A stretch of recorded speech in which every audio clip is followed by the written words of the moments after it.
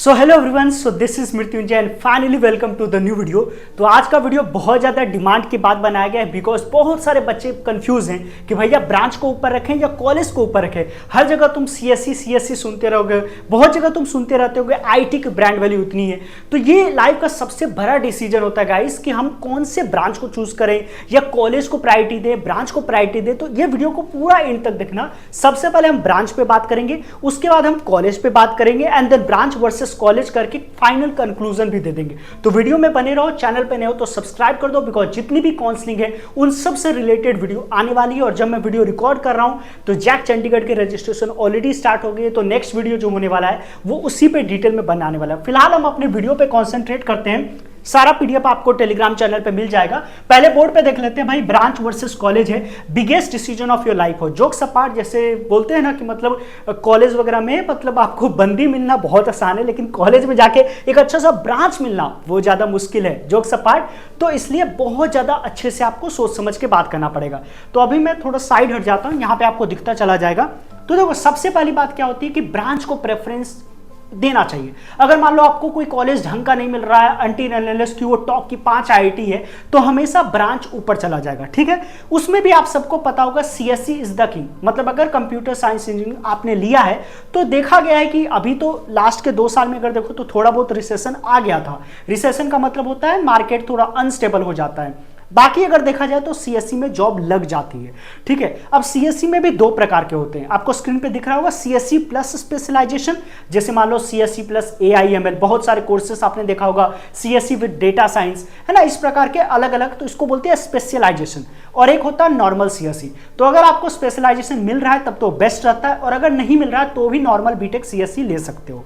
ठीक है, अब इसमें कई बार क्या होता है, जैसे हम लोग ने जैक दिल्ली के बारे में बहुत ज्यादा हाइप कर देते हैं। सपोज करो दिल्ली में 5 कॉलेजेस हैं, अब टोटल मिला के मान लो 3 से 4 हजार बच्चे हैं। क्या तुम्हें लगता है सबका प्लेसमेंट करवाना पाना मुश्किल होगा? क्योंकि एक टैलेंट और पूल एक ही जगह पे है। तो ऐसा नहीं है कि सीएससी ले लेंगे तो प्लेसमेंट लग ही जाएगा, इसीलिए कॉलेज का भी एक बार सुन लेना। ठीक है, दूसरी बात ये होता है यार कि EC branch, IT branch, mathematics and computing branch.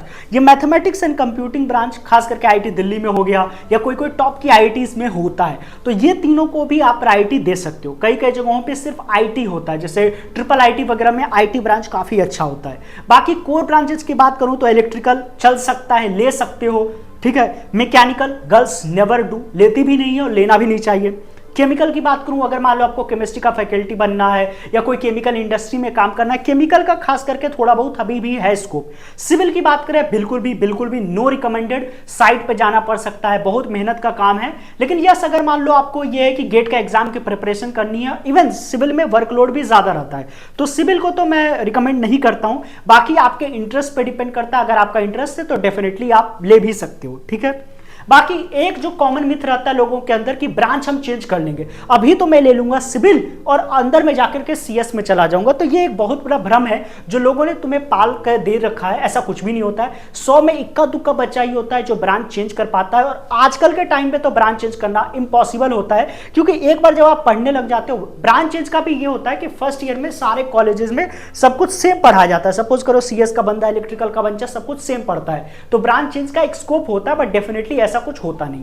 अब देखो भाई, सिंपल सी बात है कि सीएससी लेना है। अब सीएससी के लिए तुमको भी पता है कि बहुत ही कम कॉलेजेस हैं, खास करके गवर्नमेंट कॉलेजेस में सीएससी ले पाना मुश्किल होता है। तो ऐसे में काफी सारे अल्टरनेटिव्स होते हैं, तो उसी में तुम्हें मैं बेस्ट अल्टरनेटिव बताने वाला हूं जिसको आप चेकआउट जरूर कर सकते हो। तो मैं बात कर रहा हूं एनआईएटी के बारे में, that is the next wave institute of advance technologies. तो ये 4 ईयर का, जैसे मैंने बताया, इंजीनियरिंग प्रोग्राम सीएस में ये देते हैं स्पेशलाइजेशन के साथ, जिसमें आप एमएल और डेटा साइंस के साथ कर सकते हो। इनका बहुत जगह पूरे इंडिया में कैंपसेस हैं, लाइक दिल्ली में है, पुणे में है, जयपुर में है। और इनका जो करिकुलम है उसको डिजाइन किया गया है। मतलब बहुत सारे कॉलेजेस में क्या है ना, वही पुराना घिसा पीटा चल रहा है, जिसके चलते प्लेसमेंट नहीं लगता है। तो इनमें यही है कि इनको टॉप इंडस्ट्री एक्सपर्ट्स जो ऑलरेडी हैं वही पढ़ाते हैं, जो सॉफ्टवेयर डेवलपर्स हैं, लाइक अमेजॉन में हो गया, माइक्रोसॉफ्ट में है। तो ये कहीं ना कहीं एक एज आपको मिलता है। और यहाँ पे 3000 प्लस हायरिंग पार्टनर्स हैं, इंक्लूडिंग कंपनीज लाइक सैमसंग का नाम सुना होगा आपने, एचसीएल का नाम सुना होगा, अमेजॉन का नाम सुना होगा। तो ये सब इनके हायरिंग पार्टनर्स हैं, तो प्लेसमेंट लग जाती है। उसके बाद स्टूडेंट्स जो इनके खुद के स्टूडेंट्स हैं वो रियल वर्ल्ड प्रोजेक्ट वगैरह भी बनाते हैं। एप्स पहले ईयर से ही प्रोजेक्ट वगैरह पे काम करना स्टार्ट कर देते हैं। उसके बाद स्टूडेंट्स जो होते हैं वो कॉन्फ्रेंसेस अटेंड करते हैं, जहां पे सीईओ होते हैं, सीएक्सओज होते हैं, और वहां से इंडस्ट्री टिप्स उनको मिलते हैं। उसके बाद यहाँ पे मॉडर्न क्लासरूम्स हो सकता है, जो पिक्चर्स में आप देख सकते हो, टॉप लेवल का इंफ्रा आपको मिल जाएगा।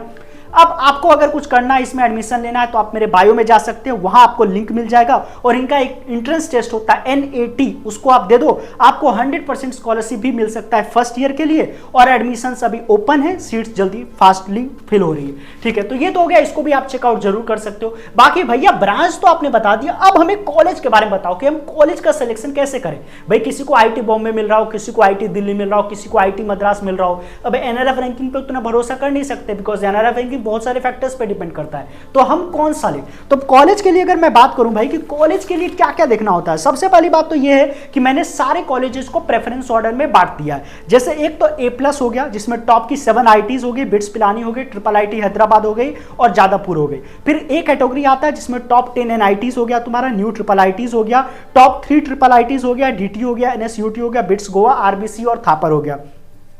अब B कैटेगरी में बात करो तो PEC हो गया, एलुमना IIT हो गया, USIT हो गया, COEP पुणे MHCT का है कॉलेज, VIT बेलोर है, मणिपाल बंगलौर है, MAIT है, जामिया है। और C कैटेगरी में बाकी के कॉलेजेस आ गए, जैसे VIT के अदर कैंपसेस आ गए, तुम्हारा SRM आ गया, MS रमैया हो गया, BMS कॉलेज हो गया, YMCA फरीदाबाद हो गया, VJTI मुंबई काफी तगड़ा कॉलेज है, और IIT लखनऊ हो गया। और भी कॉलेजेस जो आएंगे वो C+ में डाल सकते हो या D कैटेगरी में आप डाल सकते हो।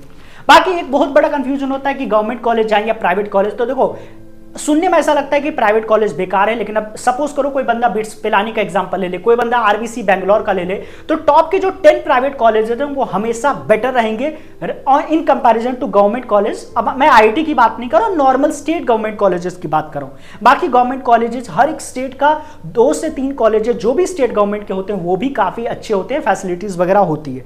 बाकी कॉलेज का जब भी आप सिलेक्शन करते हो तो कुछ फैक्टर्स होते हैं जो आपके माइंड में होने चाहिए, जैसे लोकेशन का प्रेफरेंस, कि हमको नॉर्थ में जाना है, हमको साउथ में जाना है। बहुत सारे बच्चे बोलते हैं हम साउथ में जाएंगे नहीं भाई, जॉब करने के लिए तो तुमको साउथ में ही जाना है। तो ऐसा बहुत ज्यादा रिजिड मत हो जाओ कि मैं तो साउथ में नहीं जाऊंगा।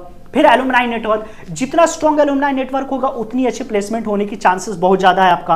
फिर एकेडमिक्स वर्सेस को करिकुलर, आपको देखना पड़ेगा यार कि मेरा को इंटरेस्ट को करिकुलर में है या एकेडमिक्स में। अगर एकेडमिक्स में तो IIT कानपुर जा सकते हो, को करिकुलर में तो IIT बॉम्बे जा सकते हो, वहां पे फेस्ट होता है, या IIT रुड़की जा सकते हो।